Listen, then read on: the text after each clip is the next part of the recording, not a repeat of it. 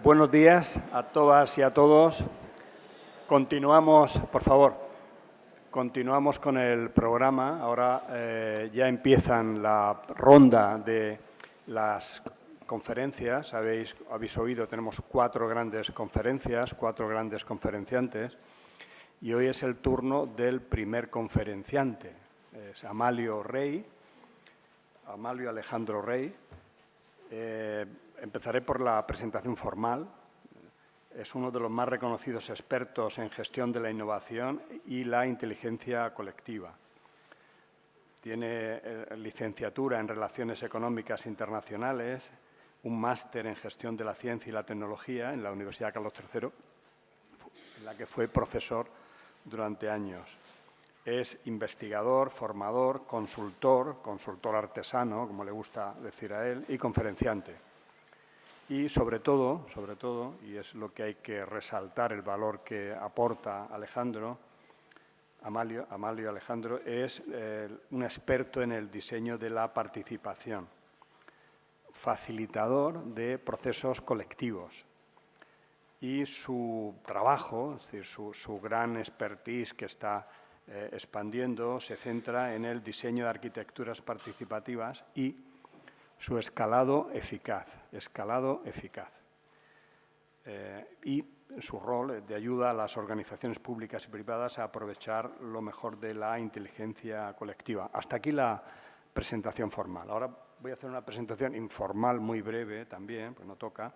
Dice la leyenda que en 1906 Galton, los que habéis estudiado psicología diferencial al principio del siglo XX, en una feria de ganado, una anécdota muy conocida, ya lo sabéis, en el Reino Unido, él era un poco crítico en el voto popular y se apostó, no sé si la vida o el patrimonio, en que un experto iba a definir mejor el peso de un buey que no la gente. Entonces, lanzó el reto, fue copiando el peso aproximado que la gente daba del buey. Y para su sorpresa, lo tengo aquí anotado, Amalio lo recoge, ahora hablaremos de su libro, en libras, la media de las personas que habían participado en este proceso participativo, un paraproceso, eran de 1.197 libras y el peso real era 1.198. El experto al que habían consultado ni se acercaba de lejos. Y ese fue el disparo, porque luego ya esto lo recoge James Surowiecki en su libro La sabiduría de las multitudes, en el año 2000, 2005 creo que fue la obra. Se ha venido hablando,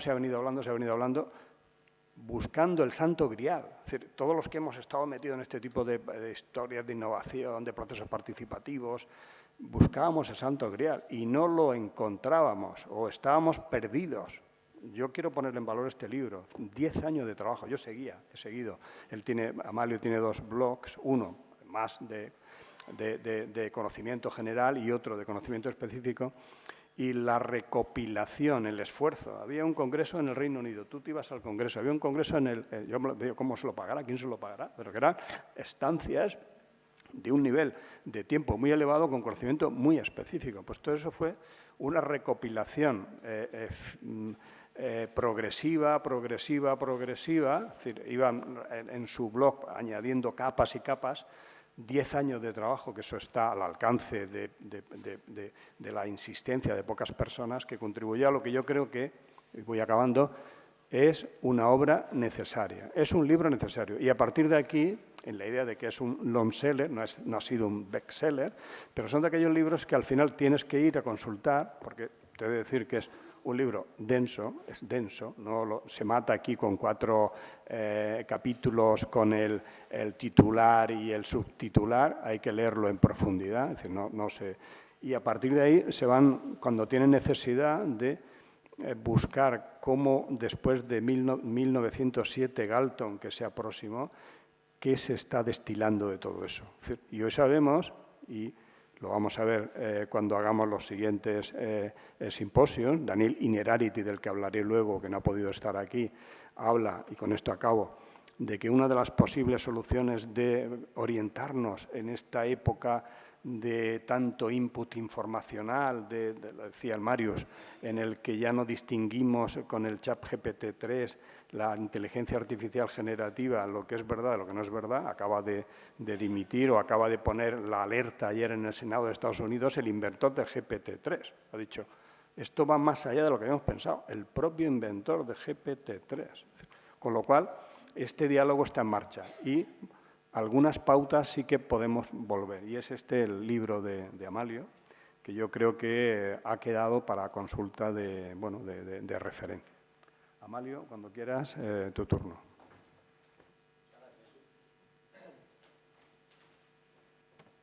Bueno, hola, ¿se escucha? Muy bien. Bueno, voy a utilizar esta atril. Yo soy de los que se mueven mucho en el escenario, pero me han pedido que, como va a haber una grabación centrada y no hay diadema de esto, hay que quedarse aquí. Yo tengo otro micrófono por aquí, que cuando ya los nervios no puedan conmigo, pues me pondré a mover, pero me han dicho que tengo que respetar un espacio, ¿vale? Y estaré mirando un poco el monitor para seguir un poco el tema, ¿no?, de que voy tratando, ¿no?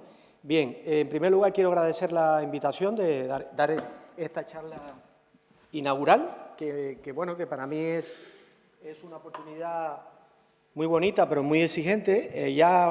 Jesús me había avisado que el escenario era imponente. La verdad que esto parece una especie de templo, ¿no? Y sí, y además habrá ahora mismo unas 300 y pico personas, o 300 más o menos, con lo cual, y además el hecho de que me inviten a dar la charla inaugural, pues también impone mucho, porque es un evento relevante, con un peso específico en el mundillo importante, pero bueno, me siento como pez en el agua, porque se trata que en la línea del Congreso se habla de inteligencia colectiva, ese trabajo vengo haciendo.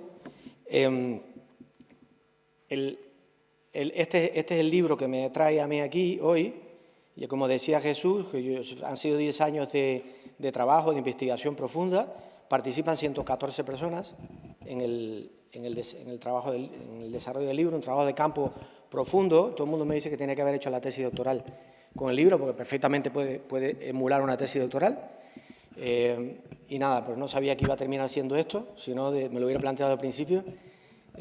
Todavía tengo la esperanza de que alguien por ahí me permita entrar a la academia por un atajo, y me reconozca esto como una tesis doctoral, pero porque realmente creo que lo ha sido, ¿no?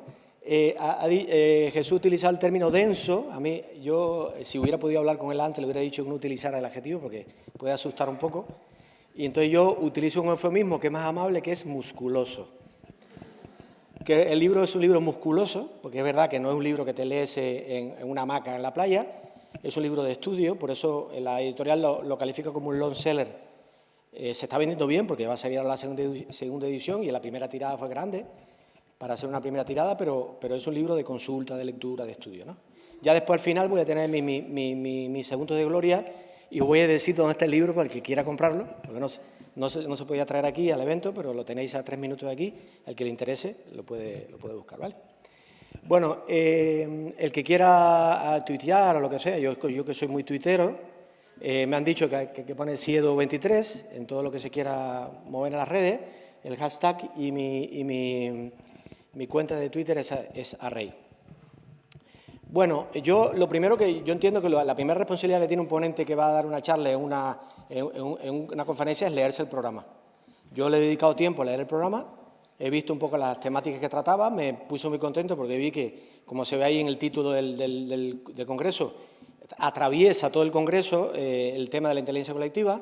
Yo estoy súper contento con el libro. El libro ha sido una experiencia financiera gravosa.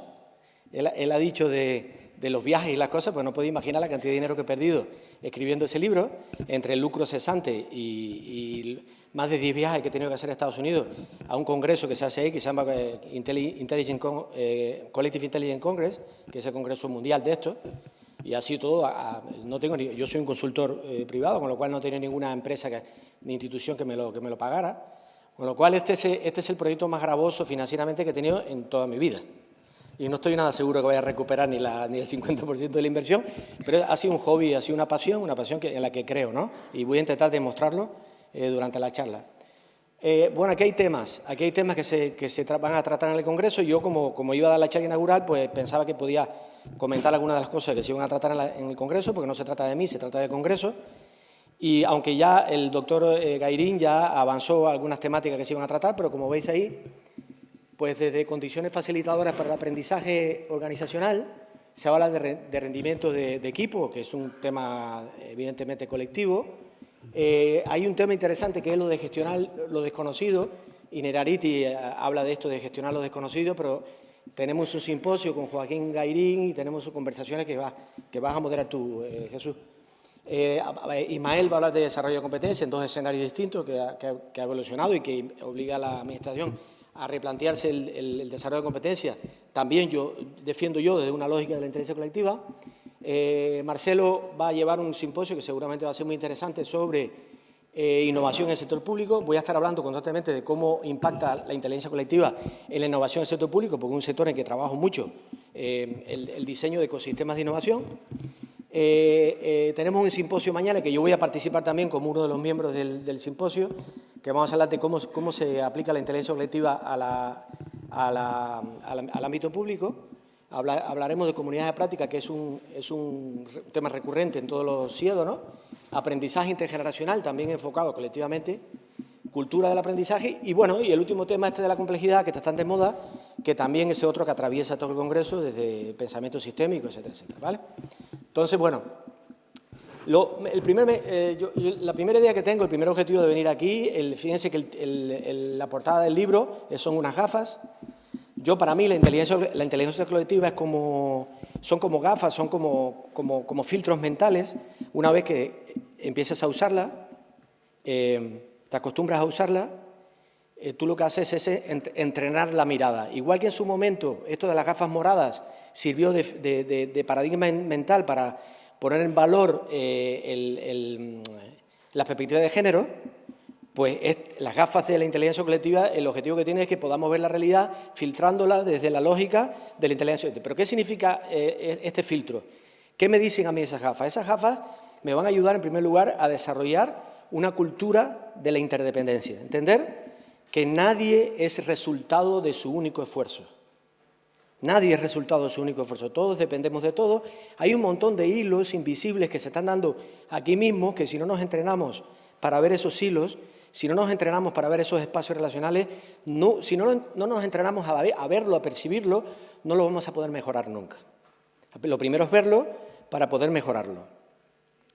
En primer lugar, ¿esto qué nos va a permitir? Nos va a permitir darnos cuenta de nuestras propias limitaciones como individuos, que como individuos estamos muy limitados en una sociedad que es cada vez más compleja y cada vez más interdependiente. Y lo otro, que yo suelo decir esto y me gusta mucho decirlo, es que el desarrollar una cultura de la interdependencia nos permite aumentar el coste psicológico del egoísmo.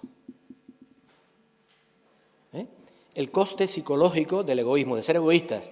El ser egoísta, cuando adquieres una cultura de la interdependencia, te das cuenta que cuesta mucho ser egoísta. Te cuesta más, y al costarte más, tienes menos predisposición para ser egoísta, ¿no? Y esto lo digo a título personal, pero lo digo también a título institucional. Ninguna institución en Cataluña, ninguna institución en el Estado español va a ser capaz sola de conseguir que las cosas complejas salgan adelante. Porque también existe, como todos sabéis, el egoísmo institucional. También, además del egoísmo personal. Entonces, esto es muy importante que lo entendamos. Entonces, ese entrenamiento de la mirada nos va a llevar entonces a definir, vamos a definir qué yo llamo inteligencia colectiva. Hay muchas definiciones, yo respeto mucho, me encanta la diversidad, entiendo que muchas definiciones de inteligencia colectiva caben, pero yo tengo la mía. Yo estuve 10 años haciendo el libro porque me pasé 5 intentando encontrar una definición. Y en el 5.º año fue que llegué a encontrar una que me sentía bien. Yo soy incapaz de elaborar un relato en el que no crea. Soy incapaz, o sea, se me nota, lo llevo fatal. Y entonces los primeros 5 años estaba trabajando con un relato en el que no creía, no estaba convencido y por eso no avanzaba. Al 5.º año di con el concepto con el que yo me sentía cómodo. Vais a ver que yo no me adscribo a la escuela que define la inteligencia colectiva de un modo binario. Hay una escuela, que es la mayoritaria, que define la inteligencia colectiva como cuando los grupos consiguen un resultado que vale más que la suma de las partes. Es lo que habitualmente se haya definido como inteligencia colectiva. Cuando un grupo se junta, consigue un resultado colectivo que vale más que la suma de las partes. Yo nunca me sentí identificado con esa definición porque conozco muchos procesos colectivos que no consiguen ese resultado. Esto es lo que se mueve, sí, ya lo he detectado. Entonces, yo no soy de esa escuela, yo al quinto año descubrí que la inteligencia colectiva es un continuo. Eso me lo resolvió todo. Vamos a verlo como un continuo, es un continuo, ¿no? Donde básicamente el concepto es este, ¿no?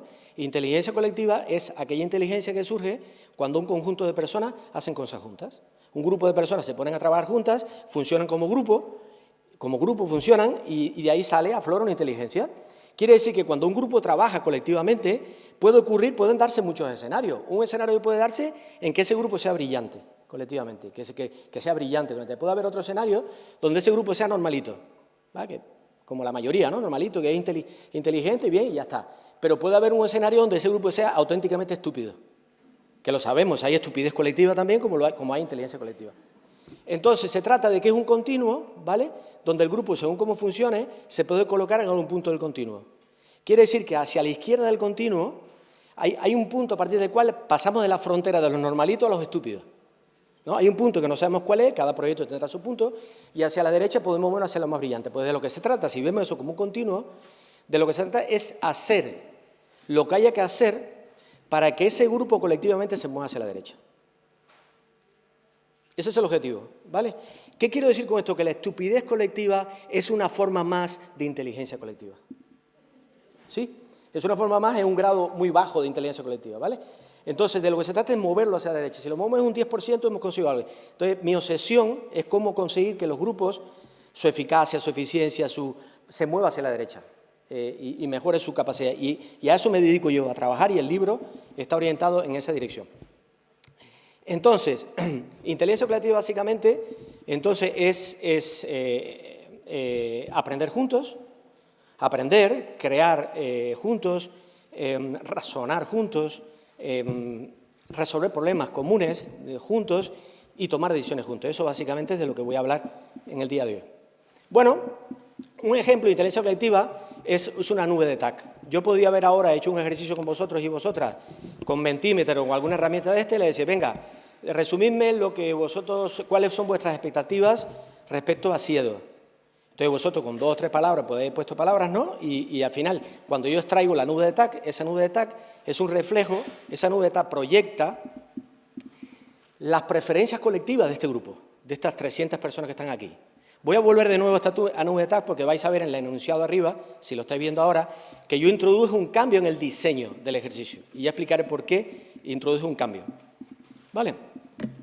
Para que haya inteligencia colectiva, tienen que darse 3 condiciones. La primera, que hay un grupo que puede ser de 2 personas, una pareja. Las parejas, siempre digo, son un tremendo dispositivo de inteligencia colectiva. Tremendo, de los más intensos que existen y de los más complejos. Y son 2 nada más, 2 personas nada más. Que sí, debe haber un grupo, tiene que haber una palabra que voy a repetir constantemente en mi charla, que es un mecanismo de agregación. Mecanismo de agregación significa que hay un mecanismo que hace que las contribuciones individuales que son dispersas se fundan en un hecho colectivo, un resultado. Esta nube de TAC es un hecho colectivo, porque en esa nube está reflejado el sentir de este colectivo, suponiendo que este ejercicio yo lo hubiera hecho aquí. ¿Bien? Entonces, bueno, aplicando esto a la administración, voy a hablar mucho de la administración, pero esto cabe también a diferentes organizaciones. El enfoque que hay que seguir para aplicar la inteligencia colectiva tiene como dos lados de una misma moneda, ¿no? Por un lado tenemos la inteligencia colectiva hacia adentro de la organización. Vamos a pensar en la administración ahora, ¿vale? Pero lo podéis llevar a cualquier organización si venís de una entidad privada. Hacia adentro sería que ese colectivo, que hay que mejorar, moverlo hacia la derecha de ese continuo que yo decía, sería el personal público, el personal que trabaja dentro de la administración. ¿Bien? ¿Qué estamos hablando de inteligencia colectiva hacia adentro? Pues estamos hablando de equipos multidisciplinares, estamos hablando, por ejemplo, la administración, de darle más peso a la opinión técnica frente a lo exageradamente ponderada que está la opinión política dentro de la administración, hacer equipos donde ese conocimiento aflore, básicamente sería aprendizaje peer-to-peer, aprendizaje P2P, donde la gente aprende de la gente, bien, internamente. Y hacia afuera estamos hablando de innovación abierta, estamos hablando de codiseño o co-creación de servicios públicos, estamos hablando de transparencia, de gobierno abierto, estamos hablando básicamente de aprender de la ciudadanía, que tenemos muchísimo que aprender de la ciudadanía. Eso serían los dos. Planteados los dos caminos, ya puedo aventurar, yo me atrevo a aventurar, que el camino de la izquierda va a ir muchísimo más lento que el de la derecha. Cosa inexplicable, porque lo mejor que puedes hacer para que algo salga bien es muscularte dentro, fuerte, para proyectar hacia afuera un mensaje convincente. No, aquí va a ser al revés. De afuera nos van a presionar para que cambiemos dentro. ¿Qué pasa con la administración dentro? Pues con la administración dentro lo que pasa es que no hay demasiados incentivos para cambiar el marco cultural, o sea, la cultura organizativa, no hay demasiados incentivos. Y yo creo que un problema gordo que tenemos, que he tenido muchos debates de este tipo, es que existe el mito de que la burocracia garantista, por definición, tiene que ser centralista y tiene que ser controladora. Ese es un mito muy instalado en la administración. Entonces, eso ha hecho que se normalice los modelos centralizados. Parece que eso es lo que debe ser. Parece que vendría en el ADN en la administración. Y yo estoy absolutamente en contra de eso y tengo pruebas para demostrar que no, que ese garantismo puede ser perfectamente gestionado de manera distribuida. De hecho, por ley de Linus, el que inventó el Linux, dice la ley de Linus que mientras más ojos ven sobre un problema, más fácil se detecta el problema. Quiere decir que esa supervisión de las garantías públicas se podría hacer mucho más colectivamente que centralizado en 4 gatos y gatas, más gatos que gatas, encerrados en un despacho. Bien, entonces, 2 mensajes principales que quiero transmitir. El primero, hay muchísima inteligencia y talento en las organizaciones y en la administración pública que está absolutamente desaprovechado. Esto es un auténtico desperdicio. Algo tenemos que hacer con esto. Y cuando diagnosticamos esto, ¿por qué ese talento no se está aprovechando? Podríamos decir, primero, y yo creo que la analogía perfecta es el iceberg, estamos arriba usando solo el talento que está arriba, pero hay un montón de talento abajo, sumergido, que no lo estamos usando. En primer lugar, porque no queremos. No queremos usarlo, cuando no queremos me refiero a la gente que tiene capacidad para tomar estas decisiones, no queremos porque, en primer lugar, hoy en día la inteligencia colectiva está de moda, hoy en día es difícil que una persona de un equipo directivo te diga que no quiere inteligencia colectiva, pero hay mucha retórica, muchísima retórica, no se lo creen, lo dicen, pero no han comprado el mensaje, y no digo que todos sean así, pero noto que hay una parte de los equipos directivos que son así, no se lo creen. En segundo lugar, los que se lo creen, llega un momento que ya se atreven a aplicarlo porque hay mucha presión, pero lo aplican como un mal necesario, no lo aplican como una oportunidad. Y se nota mucho cuando tú sigues una política como un mal necesario o cuando tú sigues una política como una oportunidad. Cuando te lo crees de verdad es que lo entiendes como una oportunidad. Y eso está pasando y no se está dando. Entonces, puedes querer, pero no saber. Hay un tema de formación también. Hay que trabajar la formación, no solo la actitud con C, sino la actitud con P. Hay que formar a la gente en cómo gestionar procesos participativos. Hay mucha inexperiencia en esto y tenemos un camino grande por recorrer, ¿no? Pero también puede ser que no podamos. Yo me he encontrado en organizaciones donde la gente quiere, la gente sabe, pero la gente no puede. ¿Por qué no puede? Porque el modelo organizativo no lo permite o porque el marco normativo nos pone todas las trabas del mundo para que esto sea posible. Entonces, hay que trabajar en los 3 niveles que estoy hablando, el querer, el saber y el poder. Y el segundo mensaje es el mensaje del diseño. Vais a ver que una de las palabras, junto con la de agregación, que más voy a repetir, necesitamos diseñar mejor los procesos participativos, muchísimo mejor. Creo que estamos comprando demasiado rápido el mantra interesado, yo diría el chiste fácil, de que la gente no quiere participar, que la gente tiene apatía participativa, que no le interesa participar, o que la gente cuando se junta pues se vuelve estúpida. Esto es desde el escéptico cínico de Gustavo Le Bon, ha quedado la idea de que cuando la gente se junta se vuelve estúpida. Y eso ha quedado muy impregnado en el imaginario colectivo y eso es un craso error. Mi tesis, la que yo defiendo, que va a ser la línea central de mi segundo libro, que lo estoy escribiendo y que no voy a tardar 10 años en escribirlo, sino que va a ser el año que viene, sí o sí, dice que la ineptitud colectiva, que me gusta hablar más de ineptitud colectiva que de estupidez colectiva, la ineptitud colectiva se puede corregir y se puede mitigar con un buen diseño de las arquitecturas participativas. El diseño puede corregir mucha de esta ineptitud. Yo estoy estudiando, por ejemplo, hay que hablar de las patologías colectivas, hay que hablar de las disfuncionalidades colectivas. Yo tengo ya estudiado, durante años, parte de este proceso que he tenido, de este viaje, tengo estudiado 8 tipos de patologías colectivas que se dan cuando los grupos trabajan juntos, ¿vale? 8 tipos. Pues cada uno de esos 8 tipos, de esa taxonomía que yo me he inventado, tiene soluciones de diseño. Entonces, el segundo libro va a trabajar esas patologías y va a proponer soluciones de diseño para corregir esas patologías. Quiere decir que esa ineptitud es corregible, no es un fallo estructural de los sistemas, sino lo que hay que hacer es diseñar mejor. Por eso, a mí me sorprende mucho, esta frase se repite mucho cuando se convoca un proceso colectivo y sale mal o se presenta muy poca gente, estamos enfadados porque decimos, ahí apatía participativa, a la gente no le interesa, está acomodada. No. A mí lo que me sorprende mucho cuando me dicen eso es que yo le pregunto, venga, cuéntame cómo lo diseñaste. Nadie se plantea que una participación muy por debajo de la que se plantearon no es porque la gente no quiera participar, sino porque nosotros no hemos diseñado un contexto que facilite esa participación. No hemos pensado en el diseño, ¿cómo lo estamos diseñando? Entonces, lo que yo digo es que hasta que tú no hayas probado todas las posibilidades de diseño, no digas que la gente no quiere participar. Quiere decir, la gente no participa, que la gente no participe no es la causa, es el efecto. Esto es importante que lo entendamos. Y si no entendemos eso, vamos a movernos en un escenario fatalista, donde la gente no quiere participar y no hay nada que hacer aquí. Yo no creo en eso. Yo he participado en proyectos donde se han rediseñado los procesos y ya se ha multiplicado la tasa de participación. O sea, el diseño tiene mucho que aportar.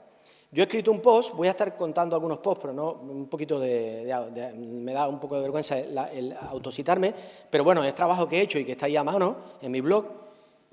Una disciplina que estamos empujando ahora entre compañeros y compañeras que se llama Diseño de la Participación, donde estamos trabajando cómo diseñar la participación para que estos procesos colectivos salgan bien. Podéis leerlo porque hay una serie de retos que pueden ser interesantes para vosotros. Bien, bueno, yo voy a contar ahora rápidamente, tengo 6 o 7 ideas según el tiempo que tenga disponible, muy concentrada, y tengo 2 bolas extras, si me da tiempo al final, que son así un poquito más provocadoras, pero ya contaré lo que pueda contar y porque voy a respetar sí o sí el tiempo que se me ha dado. Entonces, vamos a empezar por la primera.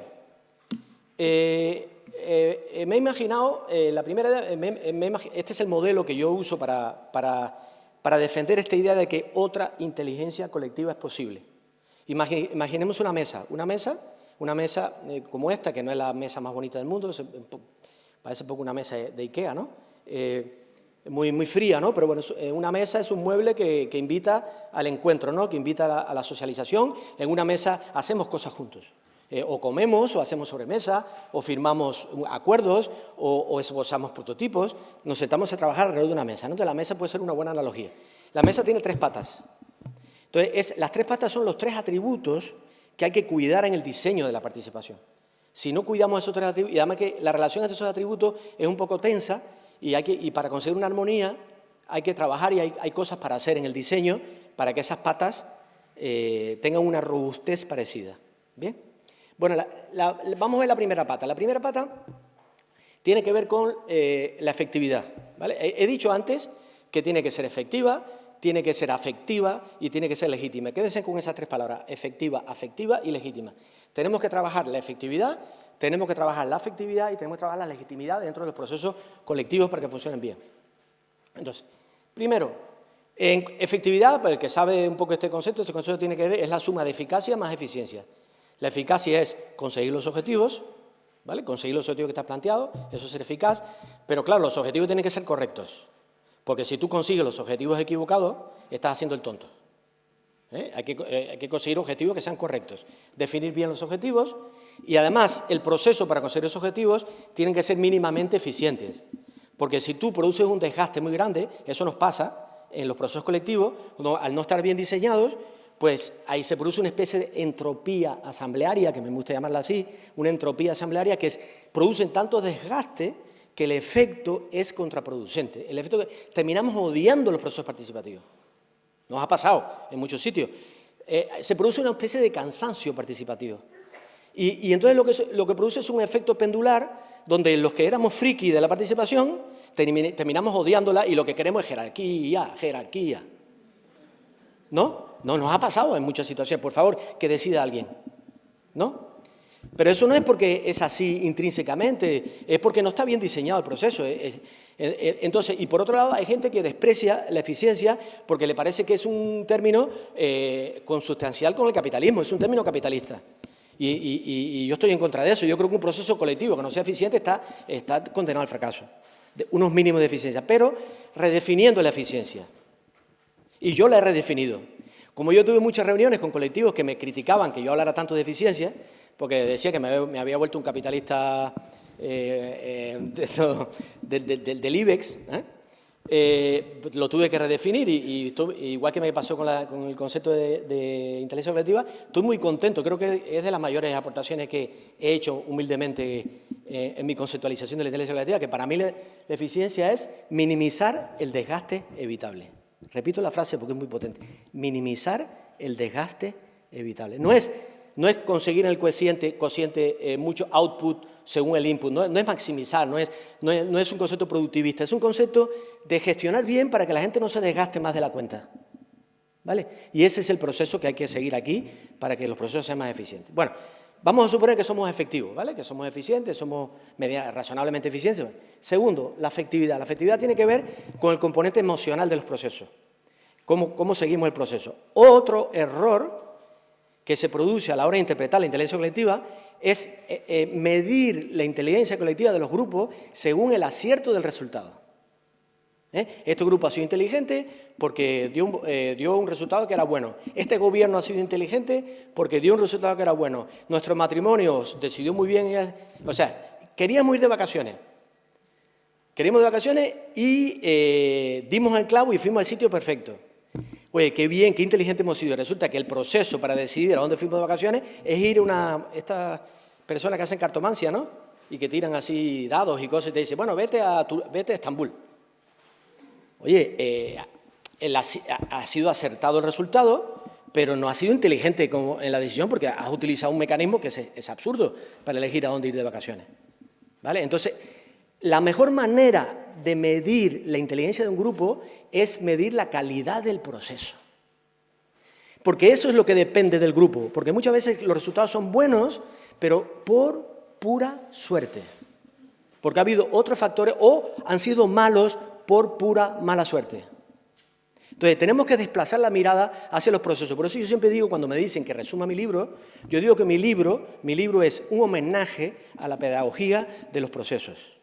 Un homenaje a la pedagogía de los procesos y es un antídoto contra odio el resultadismo. Yo soy futbolero, soy defensor de causas perdidas, ya no tanto porque soy bético a muerte, muy bético y los futboleros somos muy resultadistas. El equipo perdió, qué desastre, el equipo ganó, qué maravilla, ¿no? Ese enfoque hay que cambiar.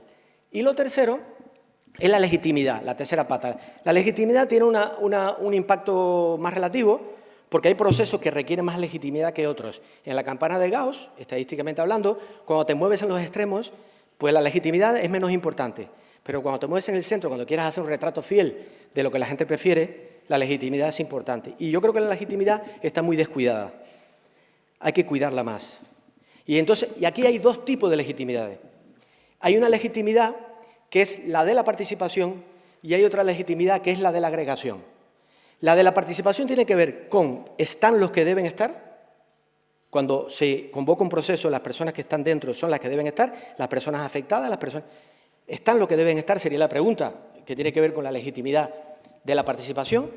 Y en cuanto a la legitimidad de la agregación es el resultado que ha salido del proceso colectivo es fiel con las preferencias colectivas. Sabéis que a veces se manipulan los procesos y termina habiendo una especie de minoría hiperactiva que hace mucho ruido y que termina distorsionando el resultado y el resultado no es fiel, entonces no es legítimo. Bien, segundo punto al que le doy muchísima importancia, este es de mis puntos favoritos. ¿Conocéis el diamante este famoso, ¿no? En los procesos colectivos normalmente, o creativos, hay un diamante donde tiene dos partes. Hay una primera parte que es la parte de, le llamamos la fase divergente, en los que muchos de los compañeros y compañeras que están aquí trabajan temas de formación, son talleristas, facilitan talleres. Sabéis que normalmente tienes una fase divergente, donde la gente, donde es la fase de la creatividad, ¿no? Todo el mundo suelta ideas y después hay un momento que para eso y entonces hay que ponerse de acuerdo y hay que ir haciendo una síntesis para que al final quede un resultado, ¿no? Que es la fase convergente. Pues yo diré dos cosas aquí. La primera, la fase divergente está sobrevalorada, está sobrerepresentada en los procesos, sobrerepresentada. En todos los talleres que participo yo nos pasamos el 80% del tiempo haciendo tormentas de ideas y que la gente despliegue toda su creatividad. Y a las 4 de la tarde, cuando se está terminando el taller, que estamos agotados, súper cansados, nos ponemos entonces a hacer la síntesis del festival de post-it. Tenemos un festival de post-it que hemos hecho un currazo tremendo y nos queda una horita para ponernos de acuerdo y extraer de ahí curar, que es como lo llamamos, o extraer lo importante de lo que hemos hablado. ¿Por qué ocurre? Que es un desastre lo que queda al final. Se pierden matices, se pierden. Entonces, la segunda parte del diamante está, que es la agregación, que es la síntesis colectiva, está totalmente descuidada. Y esa es mi obsesión. Yo estoy instalado en la segunda. Y a mí la primera está súper servida. No quiero quitar valor a la gente que se dedica a la creatividad, ni mucho menos, pero yo creo que esa parte tiene muchísimos profesionales buenos y gente muy buena. Yo estoy centrado en la segunda. ¿Por qué? Porque de la segunda depende el futuro de la democracia. Porque diversidad tenemos aquí 50 opiniones distintas, 50 millones de opiniones distintas. Pero después, ¿cómo nos ponemos de acuerdo? ¿Cómo nos estamos poniendo de acuerdo? Los mecanismos que estamos usando para agregar están siendo fieles en cuanto a cómo agregamos nuestra preferencia colectiva. Ahí hay fallos horrorosos. Voy a poner ejemplos de esto, ¿no? Entonces, hay que centrarse en la segunda. Entonces, aquí tenemos dos problemas. Uno, la segunda parte está descuidada, que es donde estoy trabajando yo. Y el segundo problema es que la primera parte está desconectada de la segunda. Y ahora voy a poner ejemplos de esto y me vais a entender. Bueno, agregación. Aquí no hay quien viva, ¿no? Bueno, pues me voy a quitar esto porque yo ya tengo calor. Yo venía preparado, no es que me voy a quedar aquí sin... Pero ya tengo calor. Siempre me pasa, termino siempre con camiseta. Comunidad de vecinos, ¿no? La fase la base divergente, ahí ya los conocéis en la serie, ¡wow! Todo el mundo suelto. Después, para ponerse de acuerdo, que es la fase de cierre, un desastre. O sea, el mecanismo de agregación que usan para llegar a una decisión, sabéis que es totalmente cachondeo de la serie, ¿no? Bueno, la Wikipedia. La Wikipedia tiene debajo un montón de lógicas de diseño súper potentes, súper sofisticadas, que hacen que al final esa agregación sea medianamente estable. Que podamos encontrar un diccionario con unos resultados que están bastante bien, ¿no? Pero lo más interesante de la Wikipedia no es lo que veis en la Wikipedia en los conceptos, sino, para mí, bueno, yo como soy un friki de esto y tengo mi vicio profesionalmente, a mí lo que me gusta es la página de discusión. O sea, en cualquier concepto que encuentres en la Wikipedia, si tú pinchas el botoncito de discusión, tú entras y puedes enterarte de toda la tripa, de toda la discusión que ha habido debajo para llegar a ese resultado. Entonces, en la página de la agregación sería esa segunda. Y ahí donde está la importancia del proceso. Si yo quiero saber cómo ha sido el proceso, yo voy a la hoja de discusión. Y me entero de cómo ha habido el debate, cuáles han sido los sesgos, cuáles han sido las guerras de edición. A veces hay guerras de edición. Eso es un ejemplo que me gusta mucho, ¿no? Con lo cual, una de las cosas que tenemos que desarrollar es la capacidad de identificar el mecanismo de agregación que utilizamos para ponernos de acuerdo y para sintetizar colectivamente. Tenemos que aprender a identificar ese mecanismo. Eso es una receta. Normalmente es una receta. Cuando se hace el puchero, imaginen que todos los ingredientes que usa el puchero son opiniones de personas. Entonces, hay una receta para combinar esos ingredientes. ¿Cómo combinamos la opinión de muchas personas para que salga al final un puchero rico y con el que nos sintamos identificados? Esa receta, podríamos llamarla también algoritmo. Hay un algoritmo de agregación. Tenemos que aprender a identificarlo para poderlo mejorar. Entonces, os voy a poner ejemplos, porque voy a poner muchos ejemplos hoy. Una práctica que tengo como formador, porque bueno, aquí estamos formadores y estamos gente que trabaja en gestión de conocimiento, es que yo en los cursos hago una banda sonora del curso.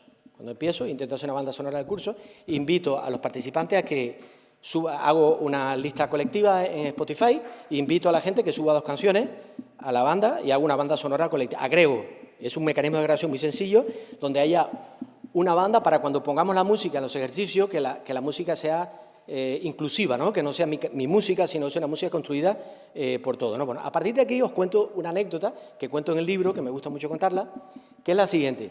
Estaba viajando hace unos años en Escocia con mi familia y en aquel momento mi familia, que ya no está igual, pero bueno, había 3 chavales que son muy diferentes unos a los otros. Éramos 5 personas y cada uno tenía un gusto diferente. Entonces, claro, para poner la música, ¿sabéis? Cuando vayan los coches en los viajes, es un problemón, porque hay alquilas un coche y pones, ¿qué música pones, no? Entonces había que negociar, había que hacer una agregación de los gustos musicales del grupo, ¿no? Eso fue hace muchos años y mi hijo Alejandro, que es muy listo, sabía que existía esto de las playlists colectivas de Spotify. Digo, papá, vamos a hacer una playlist y vamos a subir canciones y las vamos a poner y ya todos nos quedamos contentos. Esto va a mejorar bastante la convivencia, porque realmente la inteligencia colectiva es una tecnología de la convivencia. Es una tecnología de la convivencia. Y esa tecnología tenemos que entenderla, si no vamos a estar peleándonos constantemente. Entonces, ¿qué hicimos? Bueno, entonces tú puedes aplicar un algoritmo de agregación para esto. Vamos a empezar por un algoritmo sencillito, ¿no? Que, venga, subí canciones. Todo el mundo subiendo. Claro, ahí hay un problema. Hay un concepto que se llama igualdad de oportunidades, que hay que embeberlo en el diseño. O sea, no va a haber igualdad de oportunidades de manera espontánea. La igualdad de oportunidades nunca aparece de manera espontánea, porque en un colectivo que no hay regulación, siempre ganan los más fuertes. Tienes que hacer algo para que los más fuertes, los más charlatanes, frente a los tímidos, paren para que haya una mayor simetría de participación. Entonces, ahí que tienes que introducir elementos de diseño para asegurarte que va a haber igualdad de oportunidades. Entonces, por ejemplo, voy a poner ejemplos de cosas que hicimos, ¿no? Dijimos, bueno, venga, vamos a juguetear aquí con el algoritmo de agregación, ¿no? Primero, si al menos 2 personas del grupo vetan una canción, la gente va a... En primer lugar, nadie puede subir más de 2 canciones. Ya tenemos hemos hecho un equilibrio, ¿no? Segundo, si al menos 2 personas del grupo vetan, éramos 5, recuérdense, el veto sería 2/5, ¿no? Si 2 personas vetan una canción, no la soportan, se elimina de la lista. Segundo principio de diseño, ¿no? En vez de sonar en orden aleatorio, se reproducen 3 canciones seguidas de cada uno. Podría ser también, no digo que esa no nos gustó y la eliminamos, porque después hubo un juego alrededor de esto. Tercero, todas las canciones se someten a una votación previa y las que obtengan una media inferior de 3/5, se quedan fuera. Pero la cuarta es una maravilla, es mágica. La cuarta es, puede haber deliberación sobre las canciones peor valoradas antes de que se eliminen definitivamente de la lista. Quiere decir que si hay una canción que es vetada por 3 de los 5, esto ocurre en los procesos colectivos con las ideas minoritarias que son muy novedosas y que no son populares. Hay un principio de diseño que es, hay que darle una segunda oportunidad a las ideas minoritarias que no superan el test de la popularidad. ¿Sabéis? En la campana de Gauss, las ideas que se mueven en los extremos no suelen superar los test de popularidad. Entonces, había una segunda oportunidad que debatir. Entonces, la idea era, el principio que introdujimos fue, las canciones que quedan fuera se tienen que escuchar 3 veces. Porque ¿sabéis lo que pasa con la música? Que al principio no te gusta, en la segunda ya te gusta un poco más y en la tercera te puede terminar gustando, ¿no? Es decir, yo traigo este ejemplo para que se entienda que los procesos colectivos, si queremos mejorar la convivencia, queremos mejorar la calidad, queremos mejorar los procesos, se puede trabajar el diseño. El diseño es un elemento, este mecanismo de agregación que yo he llamado, que es invisible, que lo descuidamos y lo peor en democracia es que lo delegamos. Delegamos el diseño. Y el diseño embebe relaciones de poder. Entonces, como nosotros no asumamos la responsabilidad de codiseñar los mecanismos de agregación, lo harán otros según sus intereses. ¿Vale? Hubiera sido yo el interesado de poner solo mi música. Bien, entonces tenemos un problema con la parte derecha del diamante, grave, que tenemos una incapacidad manifiesta para hacer una síntesis colectiva. Yo lo he vivido en mis talleres, yo hago muchos talleres. Entonces, ¿saben la primera decisión que tomé de diseño? Que el momento de la síntesis se hace otro día. ¿Me explico? Yo dedico un día, una mañana, a abrir el diamante, paro cuando estamos cansados y mañana, que venimos más frescos, venimos más relajados, trabajamos la síntesis. Ya no es lo mismo que dedique la última hora a hacer síntesis. Pero además, otro tema importante es que la primera parte tiene que estar conectada con la segunda. Y voy a poner 3 ejemplos que lo van a entender perfectamente de cómo, si tú trabajas la primera parte del diamante, vas a mejorar la segunda. ¿Vale? Y voy a dar 3 ejemplos que creo que os va a ayudar mucho. Bueno, tengo 2 artículos más que hablan de la síntesis, porque esta ha sido siempre una obsesión mía, que es este. Después, a ver cómo lo hacemos para que podáis ver los títulos. Este es uno y este es otro, que explica paso a paso cómo hacer un diagnóstico colectivo. Entonces, diseña la fase divergente de una manera que facilite la convergente. Y aquí voy a contar ejemplos, 3 ejemplos. Primero, bueno, perdonen que sea un poco así malote, pero ¿qué os parecen las mesas redondas que son cuadradas en realidad? Porque la mayoría de las mesas redondas de las conferencias son 4 o 5 personas que se invitan a hablar de su libro. Cada una pone su PowerPoint, viene el otro, y no hay ninguna conexión entre las charlas, ¿no? Esa sería la parte divergente, cada uno cuenta su historia. Bueno, la parte más interesante es la conversación, es la integración de ideas para llevarte algo integrado. Pues aquí el moderador o la moderadora tiene que hacer un diseño de esto para que haya una especie de molde temático que se cruce, que cada uno de los ponentes hable de cosas. Me explico, que los 5 ponentes cumplan, no haya barra libre, sino que los 5 ponentes no solo cumplan un tiempo máximo, sino que traten los mismos temas para que después el público pueda juntarlos y trabajarlos y ver las diferencias, comparar conceptos. No hay integración porque en la primera fase no se diseña bien el proceso Es una pasarela de PowerPoint, lo que habitualmente... Y se sigue haciendo, cosa que yo no acabo de entender, porque esto se hace así. Segundo, nos quejamos que en los procesos electorales la gente vota los colores, elige los colores según la carita o el líder o la líder del partido que sea, ¿no? Hay un peso importante en el líder de la lista, ¿no? Y eso pesa mucho más de lo que debería pesar. Debería pesar la lista electoral. Perdón, el programa electoral es lo que debería pesar. Bueno, nosotros nos quejamos, decimos, la gente es tonta, la gente no... Lo típico, ¿no? No, la gente no es tonta.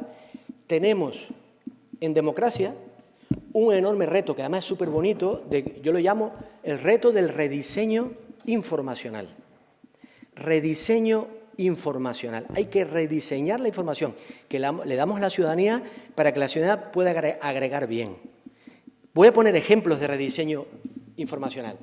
Si resulta que hay 6 partidos que están pujando por el poder, dicho así feamente, y cada partido tiene un programa que es como una especie de prosa, de borrador ahí, que tú tienes que leer y enterarte de lo que dice cada uno, nadie lo va a leer. Hay un coste muy elevado de informarte. Por tanto, estás produciendo exclusión. Muchísima gente no va a entrar a leerlo. Pero, sin embargo, si hay una comisión electoral independiente que hace un molde donde coloca los 20 temas que más interesan a la ciudadanía mediante un estudio demográfico y obliga a cada partido en cada columna a decir cuál es su postura, sin ambigüedades, tú irás a las filas que más te interesan como votante y vas a comparar qué opina cada partido. Ahí sí vas a poder comparar los programas electorales. Esto es lo que yo llamo un rediseño informacional. Esto se aplica a las organizaciones, a la toma de decisiones, y aquí tengo ejemplos. Hay gente que lo está haciendo. Por ejemplo, en lo que tiene que ver con el posicionamiento en política militar, hay una organización que ha hecho una comparación entre los diferentes partidos según el tema del pacifismo, ¿no? Porque ese tema le interesaba. Hay otra que lo ha hecho del sector educativo. Del sindicato de educadores, pues ha puesto ahí la comparación según los temas que más interesan a los educadores, ¿no? ¿Qué problema tiene esto? Que no es independiente. Entonces pierde legitimidad, ¿no? Esto tendría que hacerlo una entidad independiente, que todo el mundo sepa que lo que va a comparar, porque esto puede ser manipulado, pero no sé si se entiende lo que quiero decir. Si este esfuerzo de rediseño informacional no se hace, el cierre del diamante va a ser ineficaz. Tercer ejemplo, este ejemplo es muy bonito. Yo he hecho varios proyectos de este tipo. Vamos a suponer que nos juntamos en un proyecto para hacer el diseño de un laboratorio de cocreación pública. Este es el proyecto que nos han dado, ¿no? Un laboratorio de cocreación pública. En la fase de apertura del diamante, todo el mundo empieza a hablar de y encargamos a alguien que haga un documento resumen de lo que hemos hablado. Eso es típico, ¿no? Entonces, tenemos aquí a la izquierda un informe que es prosa, papá. Lo primero que voy a decir que para que haya síntesis y agregación legítima y fiable, la prosa es horrible, porque son datos no estructurados. Si tú quieres agregar bien, necesitas datos estructurados para que el resultado sea realmente fiable. Entonces, tú tienes que convertir esto en datos estructurados. Entonces, una manera de hacerlo, esto yo lo hago en talleres, el siguiente paso sería, por ejemplo, toda solución tiene una arquitectura estratégica, que son una serie de atributos de la solución, ¿no? Voy a poner el ejemplo. En el caso de diseñar un laboratorio de co-creación pública, hay una serie de atributos, imagínate que son como vectores dentro de un espacio algebraico, ¿no? que crean la solución.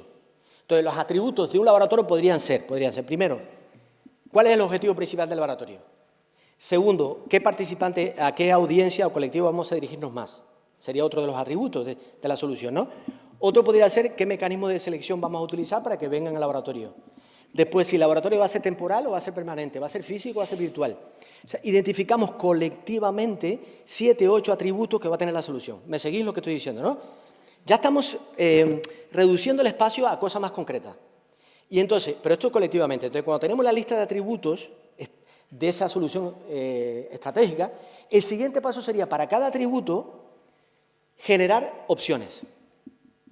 Entonces, colectivamente discutimos. Para el atributo objetivo principal, tenemos 4 posibles opciones y discutimos las 4 posibles opciones. Discutimos las que se quedan fuera, las que se quedan dentro y este sería, por ejemplo, para el objetivo principal del laboratorio, primero, implementar, el objetivo principal son servicios públicos. En el otro es probar soluciones de empresa. Son diferentes modelos. ¿Vale? Una vez que tenemos todos los atributos y tenemos los atributos desglosados por opciones, empieza el debate de cuáles son las opciones que pesan en cada uno de los atributos. Y al final sale un diseño, una arquitectura de la solución que responde a un framing, a un enmarcado colectivo, que ha sido, como os dais cuenta, mucho más ordenado, mucho más estructurado que hablar de prosa. Porque si nos basáramos en la prosa, os puedo asegurar que una minoría hiperactiva del grupo va a terminar imponiendo la solución. Como suele ocurrir, el que más habla, el que más... Entonces, si tú no estructuras el espacio, va a ser difícil que la cosa salga bien. Bien, vuelvo a la nube de TAC que conté antes. Os fijaros en la redacción del ejercicio. Estas son cosas que he ido aprendiendo. Yo la primera nube de TAC que hice, le dije a la gente, venga, poner hasta 2 o 3 palabras, que, fíjense la pregunta, esto es un congreso que se hizo en Málaga, yo vivo en Málaga, que se hizo sobre el futuro del trabajo, me pidieron que dinamizara, que diseñara toda la inteligencia que contenía el congreso, y este fue uno de los ejercicios que hicimos. Viene la pregunta, olvídense lo que dice al principio, diría, sugiere 4 palabras que sinteticen los futuros del trabajo más deseables. ¿Cómo sería el futuro del trabajo en el 2037? Y di 4 palabras, o 2 que a ti te parece que pueden resumir eso. Entonces la gente, yo lo hice, antes hacía la nube de TAC así. ¿Qué ocurría?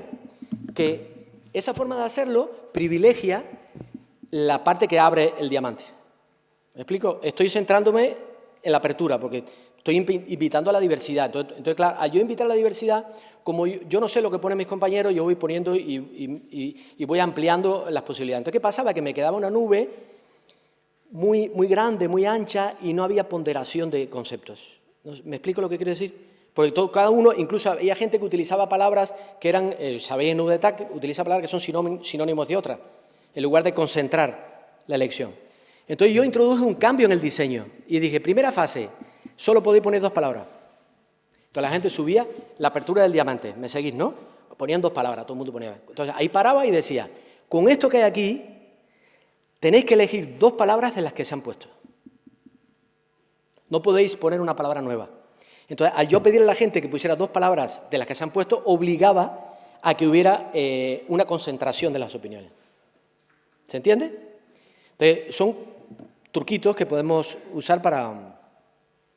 Bien, tercera idea. Si no entiendes bien las expectativas y necesidades de tus usuarios, ponlos a diseñar. Que diseñen ellos, no diseñes tú. Que diseñen ellos. Ellos te van a expresar a través de su esfuerzo. Entonces, aquí os traigo un ejemplo que seguro que habéis visto en Internet, ¿no? Esto se llama caminos del deseo. Es un término poético que a las autoridades públicas no les gusta nada, les parece demasiado poético, demasiado benevolente, que es que tú diseñas un parque y la gente después elige el camino más óptimo. Por eso se llama caminos del deseo. La analogía sería como que uno vota su discrepancia a través de los pies.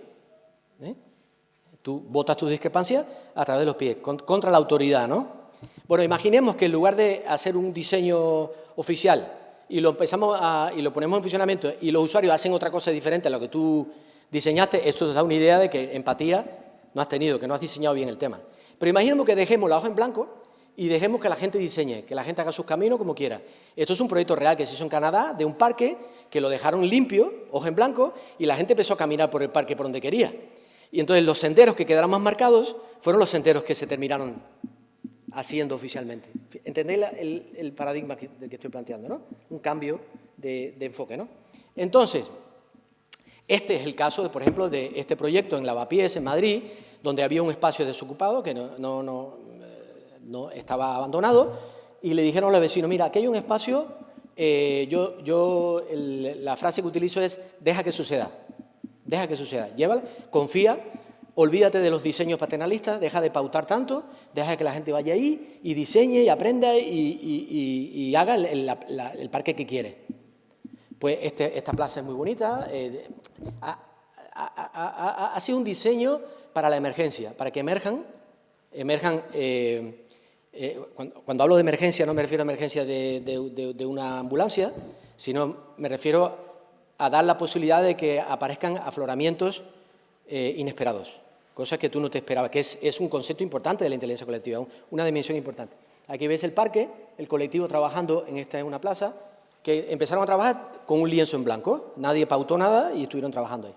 Entonces voy a contaros, aquí tenemos como formadores o como diseñadores de políticas públicas, tenemos dos brechas de empatía, dos brechas de empatía muy gordas.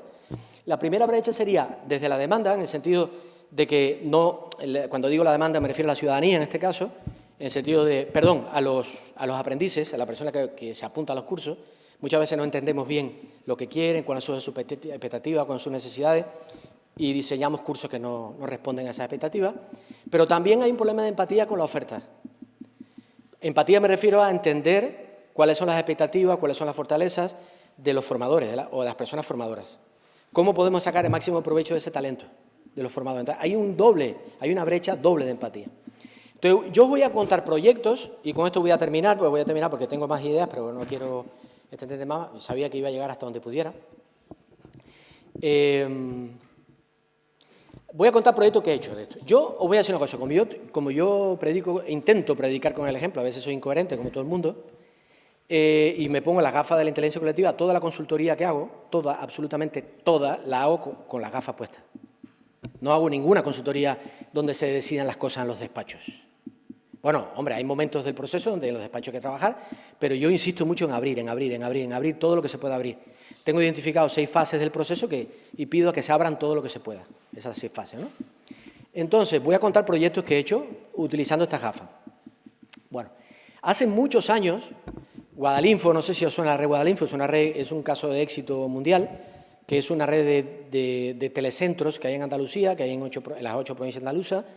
Hay 800 centros de dinamización de Guadalinfo, y era una red que había 800 personas trabajando, que se llaman dinamizadores o dinamizadoras, pero todas trabajaban de manera radial. Trabajaban con Granada, que era la sede, pero no trabajaban entre ellos. No había gestión del conocimiento, ni había trabajo. Se llamaba red, pero no había trabajo en red. Entonces me encargaron a mí de que los ayudara a conseguir que hubiera inteligencia colectiva en la red. Entonces nos dimos cuenta que había que diseñar una plataforma nueva, porque 800 personas, para que trabajen juntos, necesitan una plataforma digital. Pues vosotros creéis que yo soy arquitecto de información, entonces tengo bastante experiencia diseñando plataformas de estas, diseñando funcionalmente, no programando, porque no soy programador. Yo podía haberlo hecho. ¿Vosotros creéis que yo soy tan atrevido para hacerlo yo? No. Nosotros hicimos de los 800 dinamizadores, invitamos a 30 y pico, que era una muestra bastante representativa de esos 800, nos los llevamos a Granada y estuvimos 2 días trabajando con ellos y fueron ellos los que prototiparon la plataforma. La pregunta que tenían que responder es esta: ¿cómo tiene que ser esa plataforma para que vosotros os dé gana de, por la mañana, cuando lleguéis al despacho o a la oficina, abrirla y usarla. Esa era la pregunta, tan sencilla como esa. Que a vosotros os dé gana de usarla porque os parece agradable y os parece útil. Yo puedo saber mucho de arquitectura de información, pero yo no estoy todos los días en un telecentro. Entonces, bueno, estuvimos trabajando y hay que ver las fotos. Hicimos 4 equipos, los equipos hicieron prototipos de cómo tiene que ser la plataforma. Aquí hay un equipo presentando lo que es el diseño de la web. Bueno, yo puedo decir que esta plataforma que se llama Agora, el 85% de las especificaciones del diseño la codiciaron ellos. Y puedo decir que esa plataforma ha sido un auténtico éxito. ¿Pero por qué? No porque Amalio sea listo, sino porque ellos han diseñado lo que necesitaban. ¿Vale? Otro ejemplo, no sé si conocéis InnoGuía, la InnoGuía. InnoGuía es la herramienta que utiliza la Junta de Andalucía para la formación autodidacta del personal público. Nos pidieron hacer este proyecto hace unos años, yo colaboro mucho con el IAP en Andalucía, y nos pidieron hacer un programa de formación autodidacta para que el personal público de Andalucía, que son unas 50.000 personas, se pudieran formar a un coste bajo de acompañamiento. Yo tengo muchísimos años con experiencia en formación de innovación pública. ¿Vosotros creéis que yo diseñé el curso? No, que va. Miren cómo lo hicimos. Miren el proceso que hicimos. O sea, convocamos primero a un taller de 35 personas de co-creación para hacer ese programa de formación, como querían que fuera. Después hicimos 8 talleres provinciales, participaron 160 personas en cada provincia para ver si había especificidades en cada provincia con respecto al diseño. Después hicimos un metataller con representantes de los 8 talleres provinciales. Bueno, al final, diferentes versiones hasta que al final salió el curso. Bueno, yo puedo decir hoy en día con muchísimo orgullo que la InnoGuía está reconocida como una de las mejores guías de formación autodidacta en el mundo hispano. Y si me pongo un poco así empachado, casi que compite con muchas del mundo anglosajón. Porque nosotros cuando nos ponemos lo podemos hacer bastante mejor las cosas, ¿no? Bueno, pero además aquí hay un efecto de reciprocidad y de respeto y si entran a la InnoGuía, al botón de autores, vais a ver esto. Un reconocimiento a las 200 personas que participaron en el proceso. 200 personas que están con su nombre, son coautores de la guía.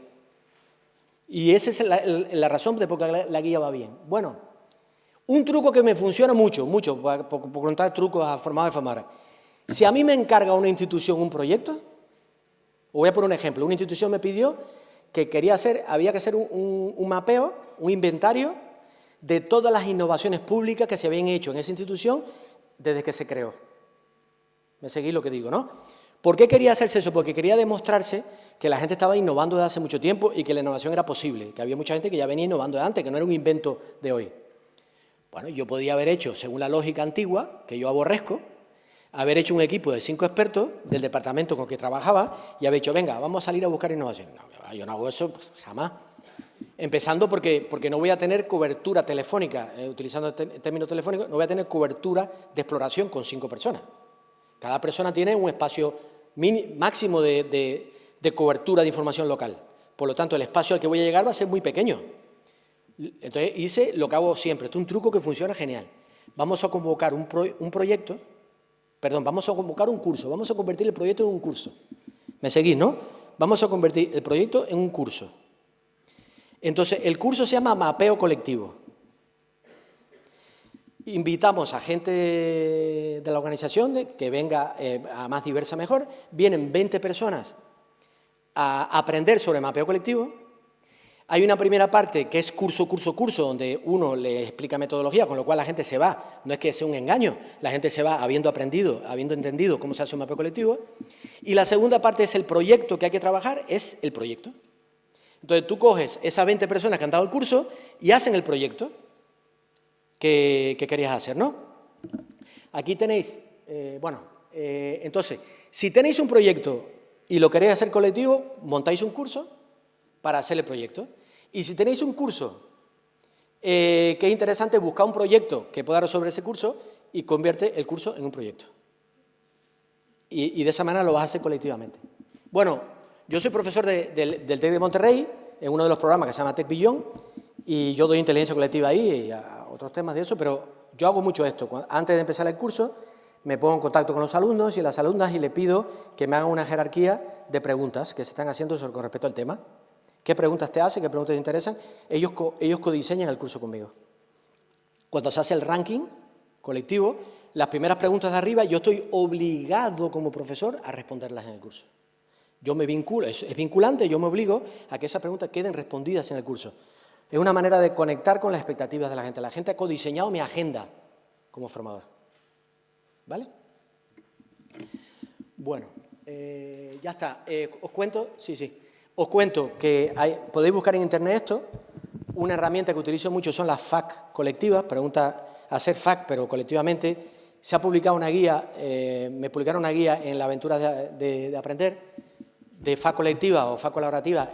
Estamos haciendo proyectos de FAQ colaborativas para un montón de temas que se pueden aplicar. Se puede bajar, esto es gratis, este documento es gratuito, lo podéis bajar por internet para proyectos que tienen mucha aplicación.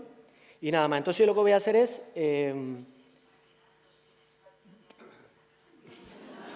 voy a pasar, mira, hay un montón de ideas aquí que iba a contar, ¿vale? No, por eso, pero quiero decir una sola cosa al final. 2 ideas, 2 apuntes finales, que no puedo dejar de decir esto porque me parece muy importante, que son un poco las más iba a decir una barbaridad, las más provocadoras, que es una palabra más... La primera, bueno, primero decir que nada de lo que estoy contando es fácil, esto es difícil. Si tú quieres hacer una cosa muy rápido, no te metas en estos líos, no te metas en estos líos porque estos líos llevan tiempo, llevan esfuerzo. Por tanto, hay que elegir muy bien los proyectos que hacemos utilizando esta metodología. Eso sí lo digo, cuando yo le cuento a la gente de la intención por Amalio, con los pocos recursos que tengo en la administración y lo deprisa que andamos, si yo me pongo a hacer todo participativo, bueno, no, yo no estoy diciendo que hagas todo lo participativo. Elige aquellos retos que son muy estratégicos y que tienen un tempo que permitan hacer las cosas más lentas, que pueden ser algunos, ¿no? No es fácil. Entonces, la primera idea, las agendas son el dispositivo más sincero que indica cuáles son nuestras verdaderas prioridades y cómo asignamos la atención. Podemos decir lo que queramos, que la participación es importante, que la inteligencia objetiva es una prioridad de la organización, pero si en tu agenda no tienes ni un día para trabajar esto, es que no es verdad. Entonces, hay que trabajar, las agendas hay que revisar. Bueno, las agendas y los presupuestos, ¿no? Son los 2 dispositivos que transmiten con más honestidad cuáles son nuestras prioridades. Yo siempre busco el presupuesto y busco la agenda y ya me entero, si me dejan ver la agenda, y me entero si de verdad lo que está diciendo es una prioridad. Si no dedicamos tiempo a lo participativo, es que no nos interesa. Eso es lo primero. Y lo segundo, que es más preocupante todavía, esto me produce a mí vergüenza ajena y lo tengo que traer, que es esta idea. La inteligencia colectiva en la administración hay que retarla, hay que entrenarla. No se puede seguir externalizando a las grandes consultoras. Y yo soy consultor, Yo soy consultor. Se está produciendo un vaciamiento de las capacidades del sector público, derivando a las grandes consultoras los retos más bonitos, los retos más complejos, los retos más reconfortantes, y estamos despreciando la capacidad del personal público. Esto produce un ciclo vicioso porque resulta que como externalizamos la búsqueda de soluciones, que es en la parte donde se hace más inteligencia, en el proceso de investigar el problema es donde más inteligencia se produce, lo externalizamos a la consultora y ¿saben lo que pasa? Se produce un ciclo vicioso porque como vaciamos de capacidades, la administración pública pierde capacidad de discernimiento. Capacidad de discernimiento. Encima que nos vaciamos, no tenemos capacidades para evaluar si la solución que nos da la consultora externa es correcta o no. Y la compramos entera, Y ya el colmo del colmo es que estamos externalizando soluciones a las mismas consultoras que son parte del problema. Porque estas consultoras que en teoría van a solucionar el problema son las mismas que hicieron las recomendaciones que no optimizaban socialmente y que provocaron el problema que hoy pretenden resolver. Esto es un absurdo. El personal público, si queremos que crezca, lo tenemos que retar. Tenemos que ponerlos a trabajar en retos complejos, en retos reconfortantes, en retos de impacto. No podemos seguirlos tratando como la personita que ejecuta lo que se decide fuera. No puede ser. Y esto tiene que ver básicamente con el concepto de inteligencia colectiva. Aquí hay un post que habla de esto, cuando los cargos públicos no tienen tiempo para pensar, que no tienen tiempo, están constantemente en el turismo. Yo le llamo el turismo de inauguraciones, que se pasa la mañana inaugurando 4 eventos, que estaba comenzando aquí, un día se van a equivocar de discurso que les pasa del otro y van a hablar de polígonos industriales en Siedo, pero, en fin, esto es un problema gordo, no hay tiempo para estar pensando con el equipo. Y, básicamente, permitidme 20 segundos de autobombo, pero este es el libro. Hemos conseguido que hay una librería que está a 3 minutos de aquí. Sí, porque no se podían poner aquí, y Jesús, que es brillante, me dijo, mira, en la librería ha mandado un número de libros, de ejemplares a la librería, que está aquí a 3 minutos, que se llama Documenta, el que quiera puede tener el libro. Y ayer preparé un post que resume mi charla, pero no solo resume mi charla, están las 7 ideas que iba a contar, que al final me he contado con 3, están las 7, podéis leerlas, que es una especie de resumen de mi charla, para que quiera profundizar, puede entrar o tuitear o lo que sea, y nada más. Pues muchas gracias.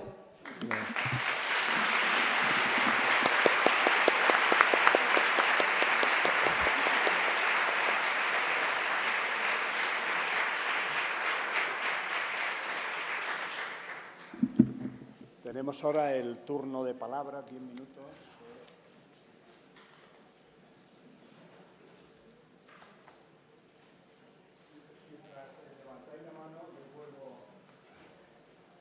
Mientras os animáis, tenemos 10 minutos antes del café, que es aquí arriba. Ahora daré unas breves instrucciones de cómo llegar y de la pauta que hay después del café. Amalio está por aquí, no lo veo, está aquí. Ha sido una intervención densa, yo digo tú dices musculosa, y es para anotar qué quiere decir. Si queremos realmente entender la inteligencia distribuida y cómo puede mejorar lo que hacemos, eso hay que diseñarlo. Es decir, y el diseño no se improvisa. Es decir, y las aportaciones sustantivas que has hecho, yo me las he apuntado, porque no son de sentido común, son de haberlas estudiado, y eso significa que es una cocina de muchos años para tener en cuenta. Es decir, eso es algo. Y me quedo, para hacer un resumen, con lo del diamante. A todos nos gusta las aportaciones y somos felices y disfrutamos. Yo me he visto reflejado. Vamos a hacer la síntesis, por favor, si no tengo tiempo. Y lo más importante es la síntesis, porque ¿de qué sirve estar allí disfrutando si eso luego no se codifica bien y no se sintetiza bien y no se agrupa bien? Pues da la sensación de que fue bonito, pero me voy a casa. Y eso, yo creo que eso es una autocrítica que tenemos que hacer los que estamos en el ámbito de la formación. Dicho esto, vamos a aprovechar alguna persona, alguna valiente que se anime a preguntar, a hacer alguna puntualización, sugerencia. Ismael, tú mismo que estás aquí. Porque son temas como para pensar y repensar.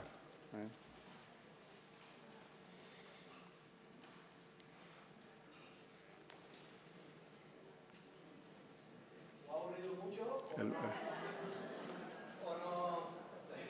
No es. Yo creo que es pánico escénico, pánico escénico. Mira, aquí ya tenemos aquí el micro. Venga, por alusiones, me veo un poco obligado aquí, Amalio. Sí, es verdad, hay que estar aquí. Sí. ¿Cuál es el peor error que hace todo el mundo antes de empezar? Antes de empezar. Y que no habría que cometer. Hay muchos, pero hay una de Apo que yo voy a contar ahora. A ver, hay una pregunta que yo intento, ha sido una de mis obsesiones, y es ¿cómo yo puedo saber, con alguna metodología, cuánto de participativo de verdad es un proceso? ¿Vale? A mí, ahora como está de moda la inteligencia colectiva, mucha gente presenta proyectos participativos o pretendidamente participativos que no lo son. Entonces, esa capacidad de discernimiento de poder decir, a ver, este proyecto tú dices que es participativo, vamos a ver, ahí tú puedes trabajar ese proyecto de dos maneras. Tú lo puedes trabajar desde el punto de vista de... Hay dos maneras, a mí me gusta más la segunda. La primera sería evaluar el nivel de participación que tiene el proyecto, para decirle de 10 puntos tienes un 3, evaluarlo en el sentido de la evaluación, de decir, mira, esto está mal, pero lo otro es para mejorarlo, ¿no? Identificar las oportunidades para mejorarlo. Entonces, yo me doy cuenta, estuve dándole muchas vueltas para ti de talleres que organizar, porque organizo muchos talleres, que, por cierto, aquel que esté interesado en hacer talleres de diseño y participación, pues me puede hablar, porque ya hemos hecho ya varios.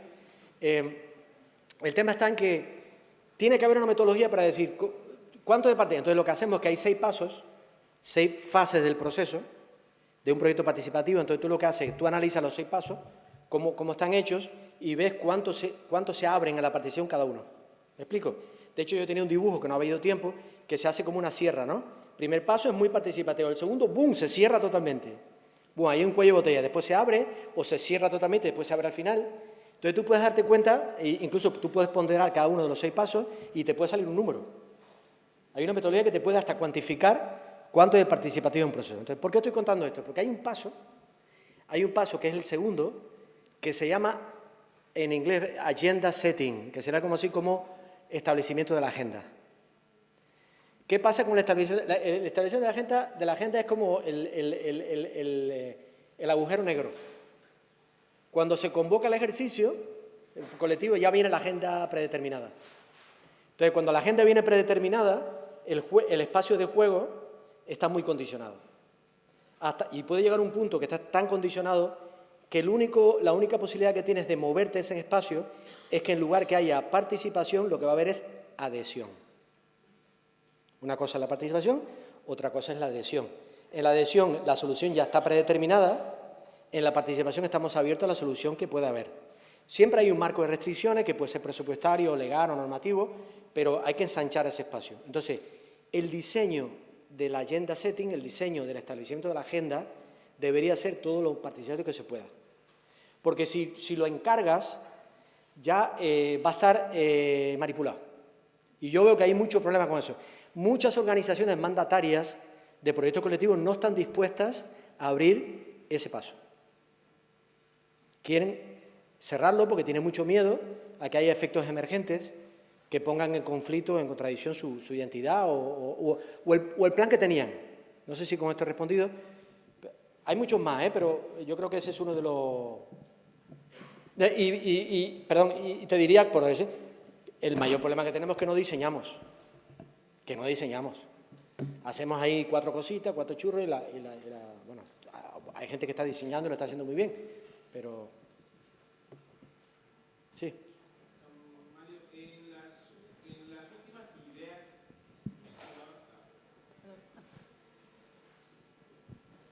Gracias.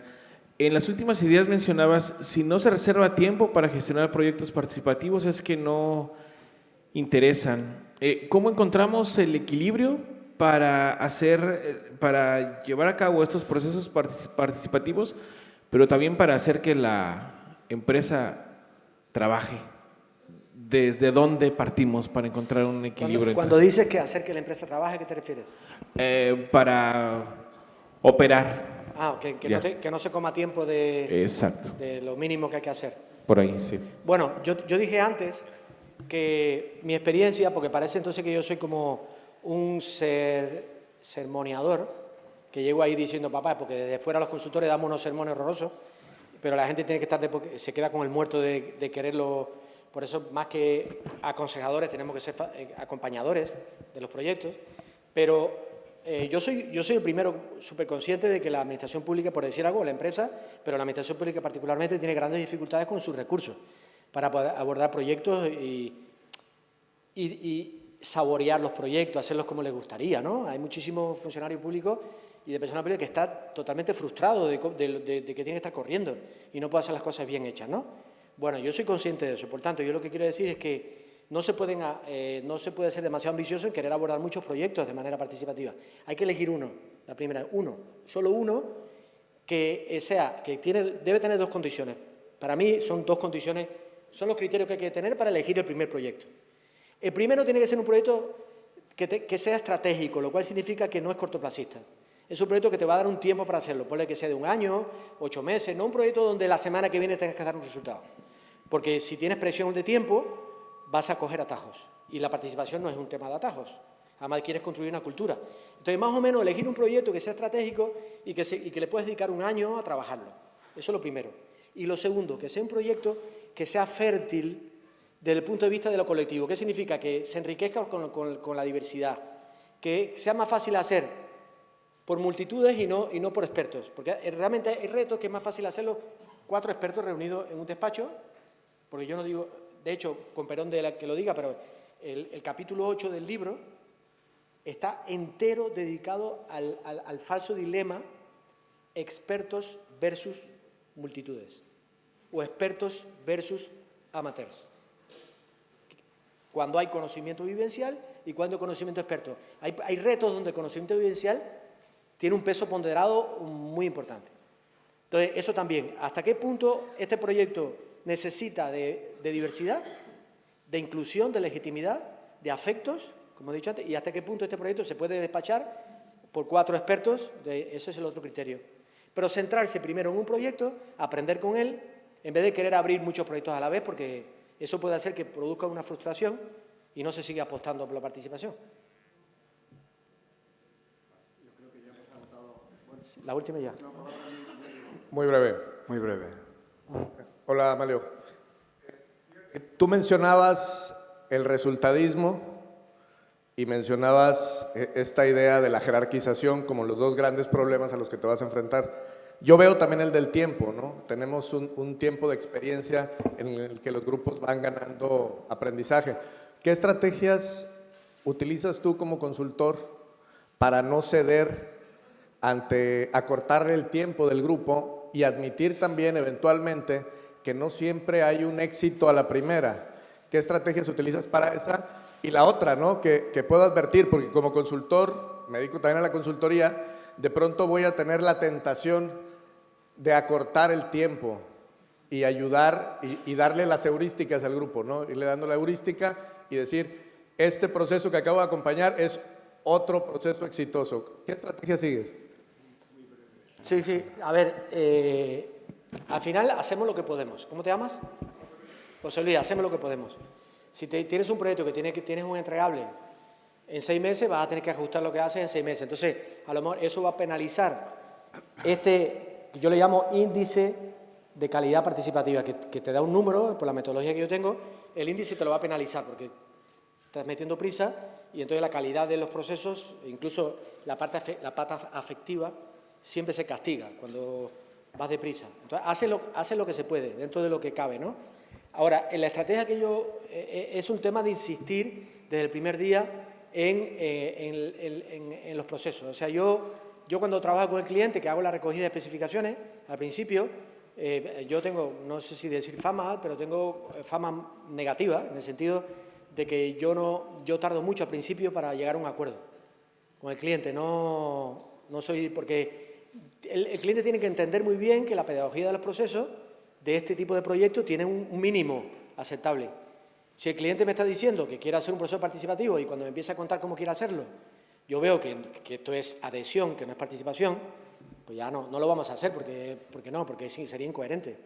Entonces se tarda mucho al principio para diseñar pero una vez que lo haces y te pones bien de acuerdo y entiende bien, hay que sembrar mucho al principio, en que esa pedagogía del proceso lo entiende el cliente. Te puedo dar muchos más consejos, pero... No, yo creo que ya estamos... Yo voy a estar 2 días. Yo voy a estar 2 días aquí, hoy y mañana dando vuelta por ahí.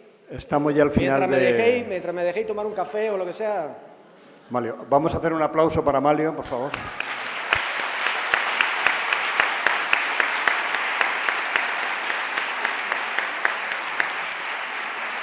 Ahora, simplemente recordar una nota de la organización. Tenéis el café arriba, hay que subir por estas escaleras. Y luego hay 3 simposios en el centro, en el CEFE, que están aquí a 200 metros. Y uno aquí. Y la conferencia de la tarde es aquí también. Por favor, gracias.